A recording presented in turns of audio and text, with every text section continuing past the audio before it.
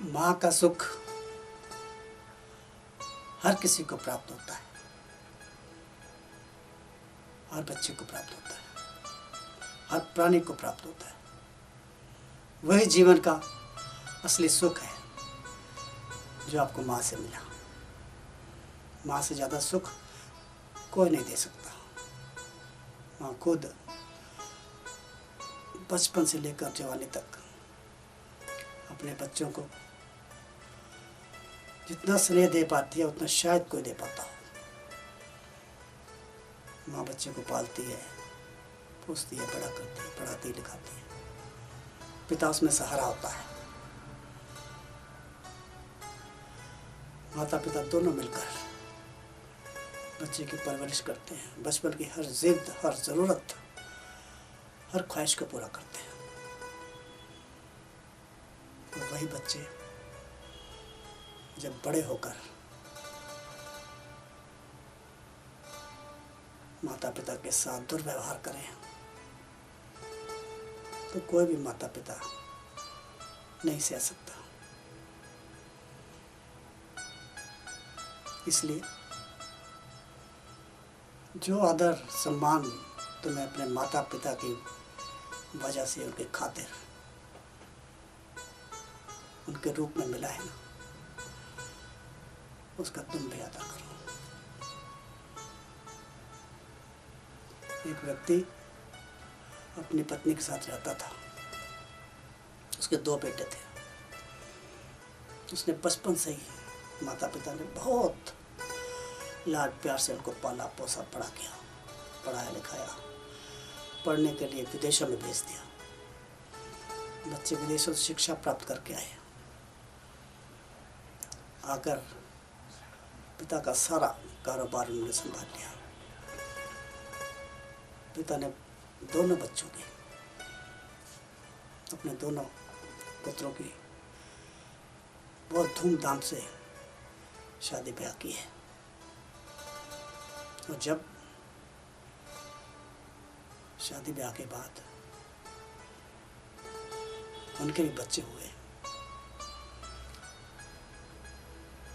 अब पिता ने अपनी सारी जायदाद, सारा कारोबार अपने दोनों बेटों को बराबर बराबर बांट दिया।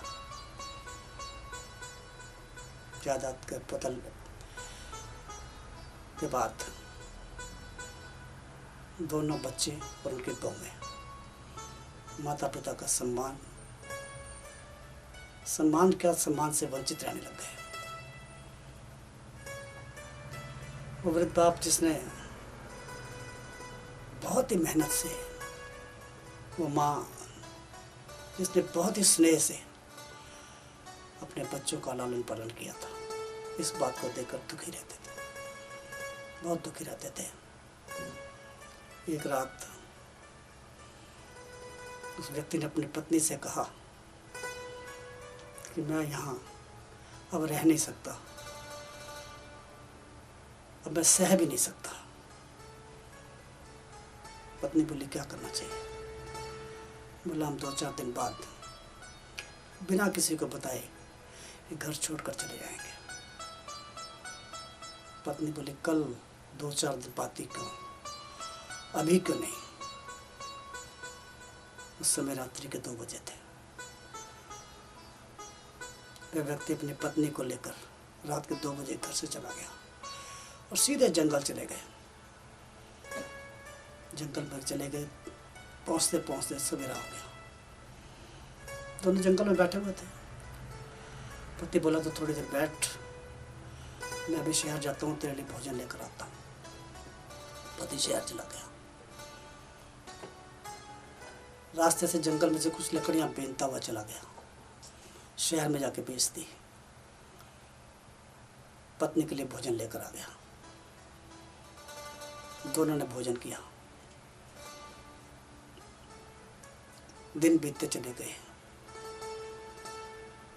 एक दिन पत्नी बोली आप अकेले जाते हैं लकड़ी बीनते हुए, मैं भी आपके साथ चलती हूँ।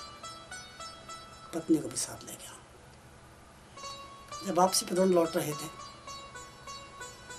पति 15-20 कदम पत्नी से आगे चल रहा था। तो उसने देखा किसी की सोने की जंजीर वहाँ पड़ी हुई थी। सोचा पत्नी के मन में लालच ना आ जाए। कहानी सुनी थी मैंने, अगर पत्नी के मन में लालच आ गया तो सोचेगी जंजीर को उठा लो, कुछ दिन का भोजन चल जाएगा। उसने एक गड्ढा करा, उस गड्ढे में उस जंजीर को दबा दिया। इतने पत्नी वहाँ पहुँच गई। बोले यहाँ क्या कर रहे थे आप? दोनों ने कसम खाई थी आपस में सत्य बोलने की। पति ने कहा